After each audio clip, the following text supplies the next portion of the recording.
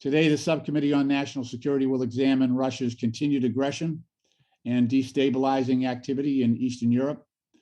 As we all know, since late 2021, Russia has amassed more than 150,000 troops along Ukraine's borders and has the country virtually surrounded, including Russian-occupied Crimea, which it seized and annexed illegally in 2014.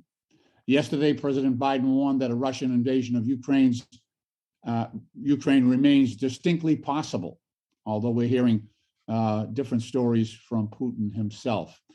President Biden has rightly assessed that a Russian invasion of Ukraine would be, quote, the most consequential thing that's happened in the world in terms of war and peace since World War II, close quote. So if we let that sink in, a Russian invasion of Ukraine would be the most consequential thing that's happened in terms of war and peace since World War II.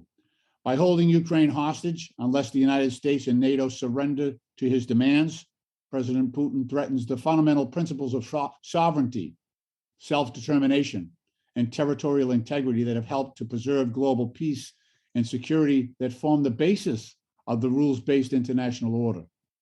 Or as Secretary of State Antony Blinken astutely described it, the idea that one nation can simply change the borders of another nation by force. So there is one person and one person only who's responsible for the current situation in Eastern Europe, and that person is Vladimir Putin. The United States does not want war with Russia. NATO does not want war with Russia. Neither do we want Russia to go to war with Ukraine. But it is in our strategic and national security interests to help support the sovereignty and territorial integrity of Ukraine. And President Biden has been absolutely clear that if Russian troops cross over the border, the United States will respond decisively and impose swift and severe consequences. I will conclude with one final point. The diplomatic engagement we've seen in recent weeks between the United States, NATO, and Ukraine has been unprecedented.